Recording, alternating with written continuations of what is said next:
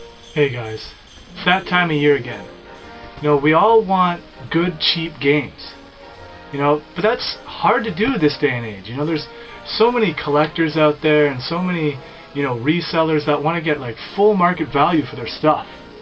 So you gotta be a little bit sneaky. So you gotta, don't pass up on all those games that you see on the shelves. You wanna be able to know what's good so you can pick it out. And I'm here to help you. I'm going to show you guys, okay? We're going to watch this video, okay? You're going to see a lot of the picks. And trust me, I know this is going to happen. A lot of people are going to be like, oh man, those are a bunch of shit titles, man. What are you talking about? They're trash. You got nostalgia goggles, man. What the fuck is wrong with you? Well, you know what? Look, just give it a try, okay? I know you guys are cheap bastards out there. I know there's a lot of you out there. And, jeez. Stop being a Scrooge McDuck and, pay for those good games. Sorry, but, jeez, I'm choking here. Look, I'm telling you, these games they're good, okay? They're going to be as good as you can get with $5. So here, let's take a look at it. I'm sorry I called you guys cheap bastards, but hey, that's the name of the game, man. Like, whatever, just watch the damn thing. Alright, here we go. Abba Docks. Okay, this is one badass game, and it's, a poor man's scat, if you ask me. I think if people actually knew that this is not a Milton Bradley game, I guess they're just a publisher, but it's actually made by Natsume, this shit would be flying right off the shelves, like, right away. But it's a really hard game to play. Good, Natsume slash Konami style graphics and sound effects. My only complaint is the enemy movement. It's very awkward.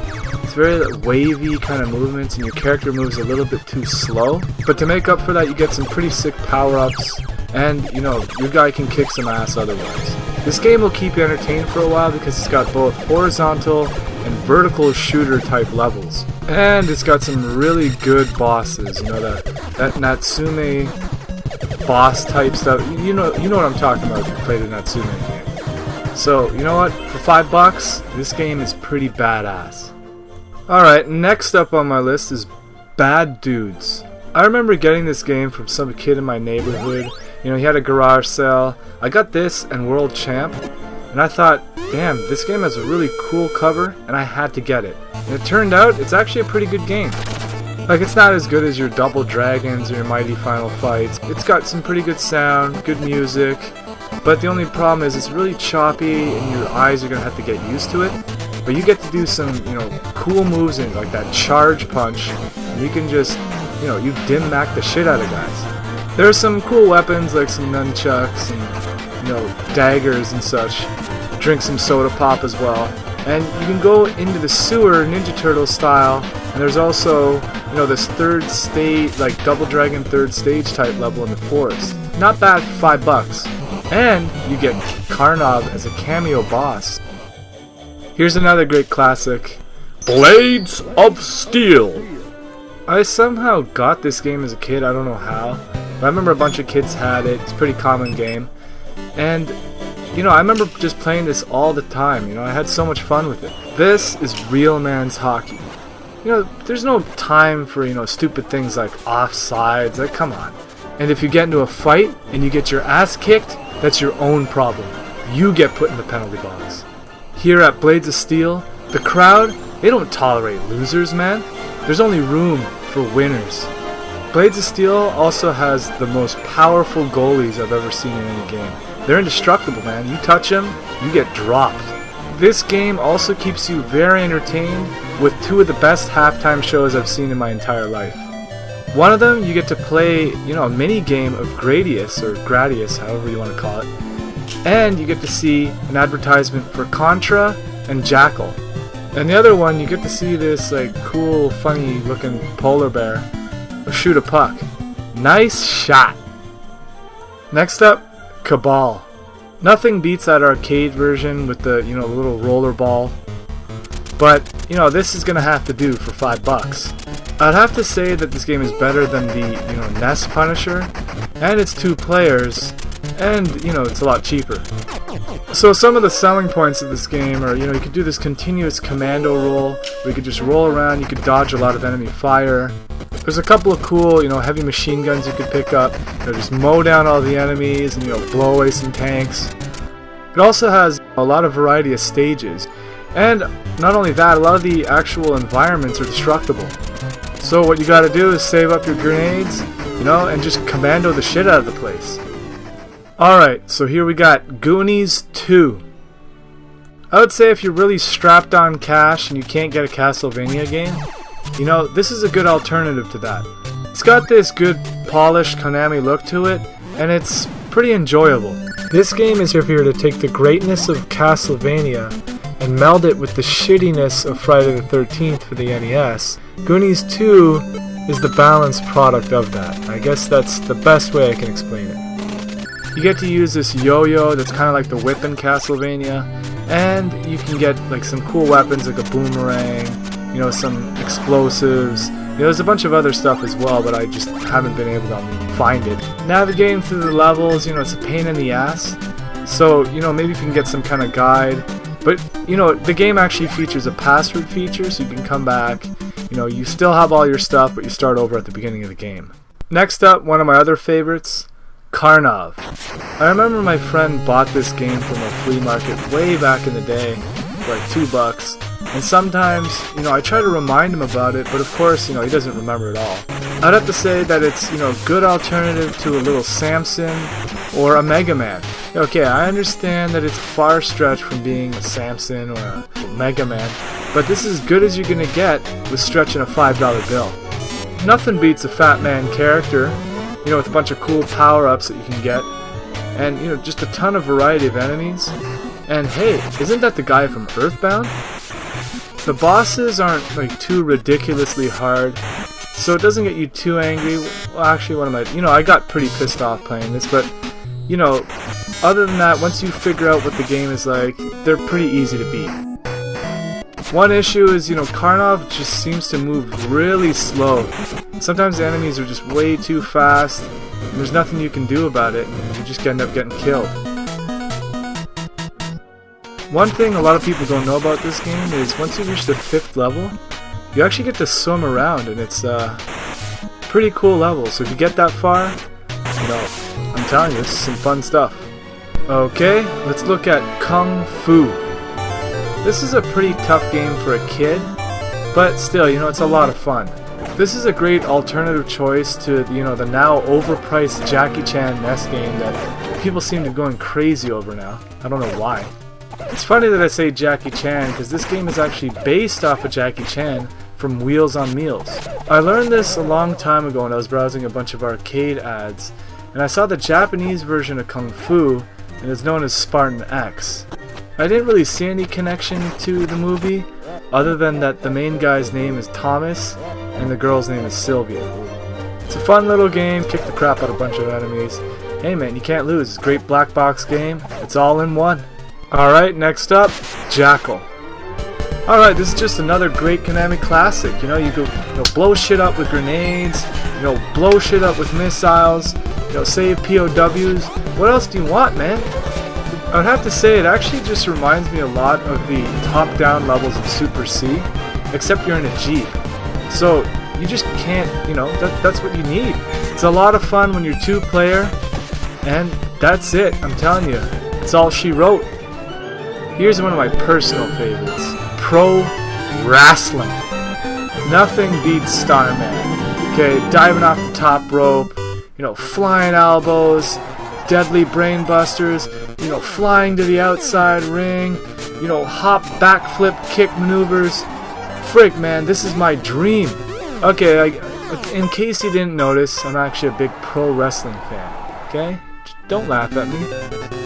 I would have to say this is probably the easiest and best, wrestling game on the NES, since, all the other ones suck, and all those WWF ones and WCW ones kind of suck. The WCW one was pretty good, but, Tecmo Wrestling was pretty good as well, but other than that, as far as wrestling games go, don't look elsewhere but pro wrestling.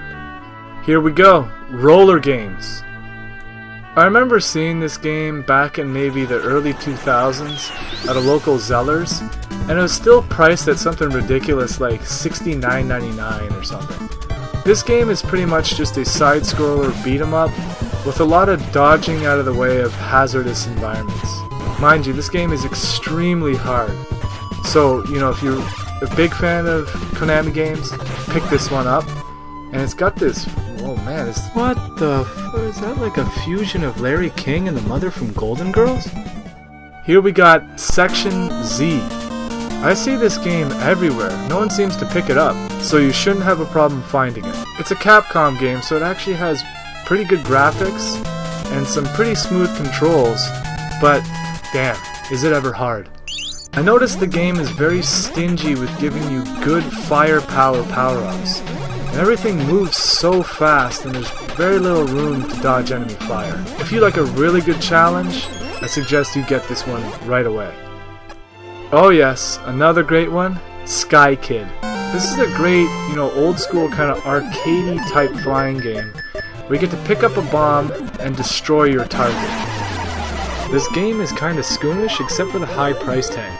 Along the way, you can do loop-de-loops to, you know, avoid enemy fire. If you get shot, your guy will fall down, but if you're high enough, you can recover, and you know, you can keep flying again. This game actually has a lot of cool, you know, surprisingly, you know, it just has these cool little environmental details, you know, that just are really enjoyable. Like, everything just looks different along the way throughout each level. It also has some, you know, very kiddie, you know, kind of 80s arcade music, if you know what I mean. It's hard to describe, but a lot of those games from the 80s had this type of music. Not only that, it's actually 2 players as well, simultaneously, so, you know, damn, this game is just treat after treat. This is just one of those great games that you pick up, see how far you can get, you know, and then come back another day and do it all over again. You know, replay value through the roof. Next up, Trojan.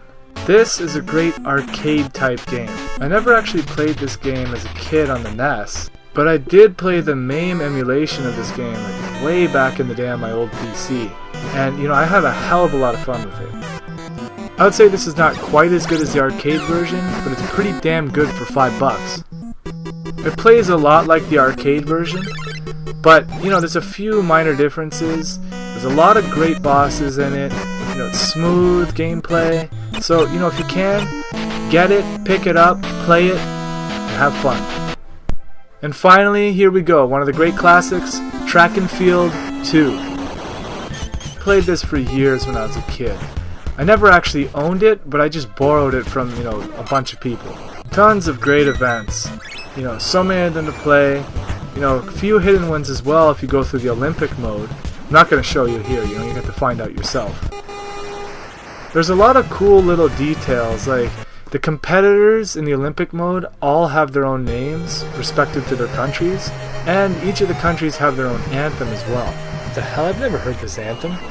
There's also a 2-player versus mode, where one of the mini-games is actually a tribute to the Over the Top movie. You could play either as Hawk or Blaster. Man, it's awesome.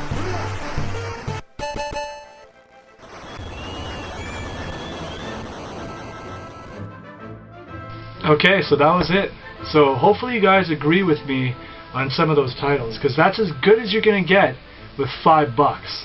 Okay, so I want to help you guys out with a little tip here. So there's a lot of good games, you know, some obscure games that you could probably find in, you know, some like old little town somewhere, because, you know, if the game doesn't say Mario on it, then, you know, some guy's not going to, you know, that's not $30 to him, you know, that's just some obscure game that nobody cares about. So if you can, look out for some good titles like World Champ, we got Worm, there's Monster in My Pocket, there's Kickmaster, and Shatterhand. Like, I think those games actually just kind of went up in price recently, maybe within like the last year, maybe year or two. So you should really look out for those titles. They're good games too. So you know, that's just from my own personal experience in collecting and whatnot. So, you know, soon enough, hopefully you guys get lucky and find some of these great games. And I'll see you guys soon around let's say Christmas Eve, okay? Because things are gonna start snowing, bro. Fuck, I just ruined it.